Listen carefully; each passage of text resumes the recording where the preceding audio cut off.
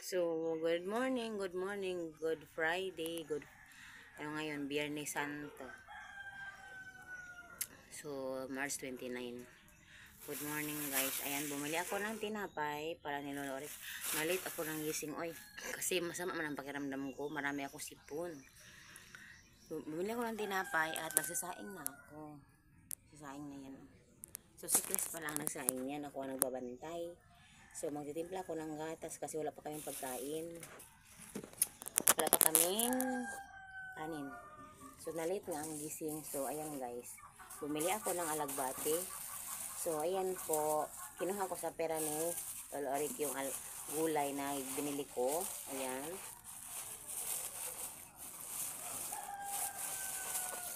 Dalawang ganito. Yan, dalawa.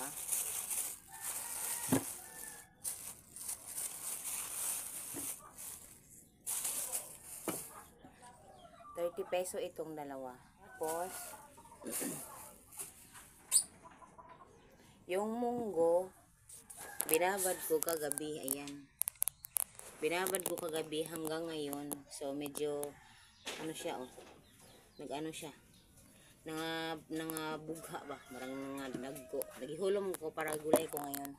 Kinuha ko yan sa pera ni Lolo Ore kasi walang kahapon income masyado. So, ngayon, magtitimpla ako ng gatas. Ihahatid na naman ni Dodong. Ayan si Dodong. Bagong gising pa yan. Asa isa ni? Asa isa ni na? Imo na? So, ang timpla ng gatas. Ito ang baso ni Lolo sa gatas. Ito ang bigay sa kanya ng yung sa box na malaki na na-video ko na last. Mga gamit binigay. Itong andong kutsara dong.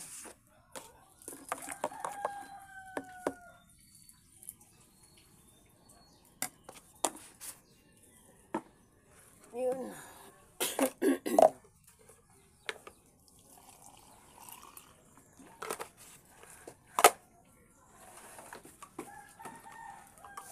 Ayan, ihahatid yan ni Dodong pati itong tinapay. Bali, 3 na lang kasi sa kanya pala yung isa. Yun. Pati di Dodong yan. So, ako ngayon ay magugulay.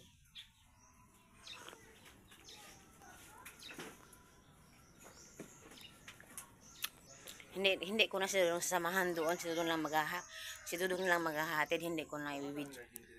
Hindi na muna ibibidyo ko doon si Lolo Rek. Mamaya na ako pupunta doon pag magpapakain na, magpahatid na ng pagkain niya. So, ngayon si Dodong lang muna ang nandoon. Diyan po nagsasaing. Ayan. Kanin po yan. So, dito ang aking munggo. Ayan. So, ito yung gulay. Bale, yung nagastos ko sa gulay ay ₱40. ₱40, ₱30 ito. Kaya 15 plus yung munggo ay ₱10 yung munggo. So, ayan.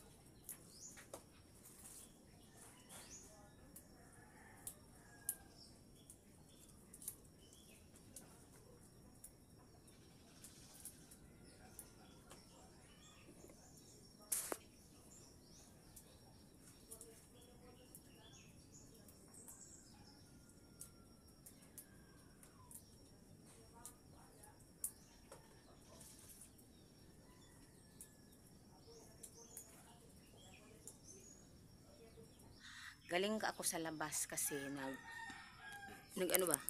nagpapakain ng mga aso at manok. So, while nakasalang yung munggo, pumunta kami sa labas. Pagdating ko, yung munggo, luto na. Ang dali niyang na luto or na nalata ba? Kasi hinulom ba? binabad ng tubig buong gabi. Ginisa ko na yung munggo, tapos alagbati, tapos yun. Papakainin na naman si Lolo Rick para lulakas. Gulay ang ulam ngayon. May isda naman kami. Pero gulay lang muna kasi kahapon buong araw isda man siya. Ulam niya isda. So yun lang.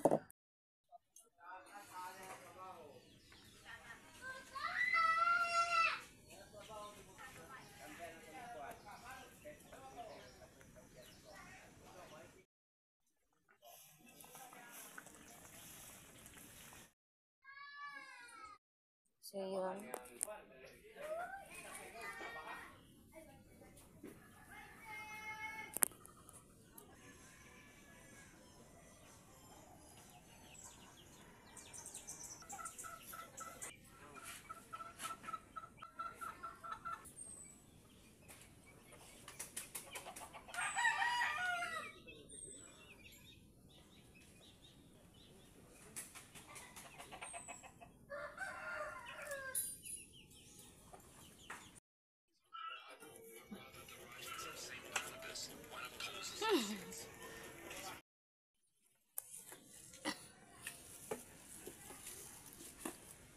Timplahan niya gatas si Kokoy. Dong kutsara adong.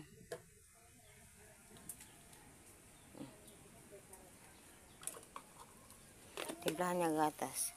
Bumili siya ng tinapay sa labas. Napakainit ng panahon.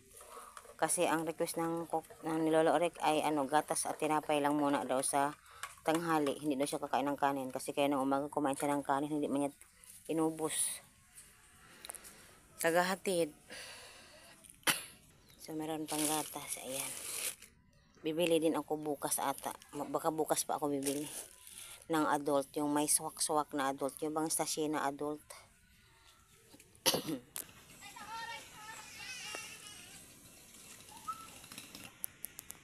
Sobrang init. Sobrang init talaga. Napakainit.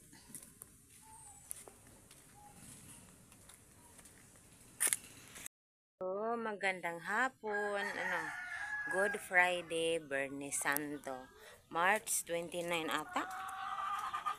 March 29. Hindi ko na alam ang petsa, oy. So, si Dodong ay nagre-ready para magsimba. So, hindi ko po yan siya pinilit. Gusto lang talaga niya magsimba. Noong isang araw din pumunta yan, nagsimba din yan.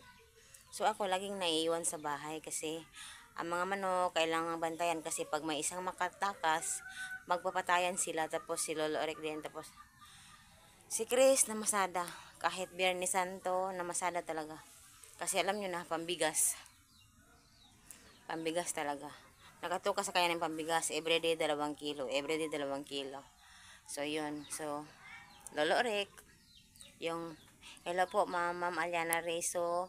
Yung yung pera na, yung binigay mo sa akin kagabi ay hindi ko pa nakuha sa GCash, andun pa. Kasi yung binigay mo nung last, kinuha ko na sa GCash kahapon. So yun ang binibili ko ng tinapay kasi tulad kanina, udto ba, tanghalian, ayaw niya ng pagkain na kanin kasi tinapay ang gusto niya at gatas. So binigay ko, tapos bumili din ako ng gulay. Pero ang gulay kasi dito ay lang, mura. May 40 peso ka lang, may ulam ka na, may gulay na talaga. Kaya minsan nga 30 peso lang, okay na. So yun, bumibili po ako ng, ayan, nagsusugba ako ng bulad. So, kasi ngayon po ay alas 3 na. Sabi nila bawal daw basta sa may Holy Week bawal magsugba. Pero nagsugba ako kasi so, napakaraming tao guys. Andyan ako sa Basakan. Pumunta talaga ako dyan sa kabilang Basakan para makita ko ang highway. Kasi maraming tao dyan sa highway dahil may prosesyon. So, ayun, napakahaba ng prosesyon nila. Sobrang haba. So, wala masyadong tao sa mga kabahayan ngayon dahil pumupunta sa prosesyon. So, yung iba ding mga nagsisimba. So ako ay naiwan talaga dito sa bahay kasama ang mga manok at kasama si Lolo Rick.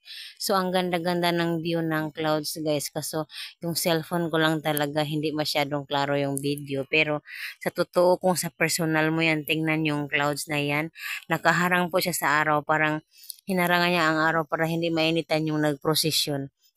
So napaka ganda ng tanawin ng mga clouds, pati may nakasinag na para bang ano sa araw, rays ba yun? Yun, yung sun rays ba?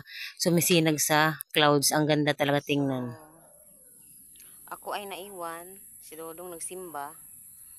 So, ayan ang mga prosesyon. Yun, oh, sa harapan doon. Oh. Doon. Sa may highway. Ang haba-haba, guys, ng prosesyon nila. Tapos, yung dagum ba? Yung dagum. Yung clouds ba? Parang nag-ano sa araw. Tinakpan yung araw para hindi mainit. So, nagprosesyon sila na maano ang malamig, walang init. So, ang ganda ng panahon ngayon. Yun. Haggard face, Inday.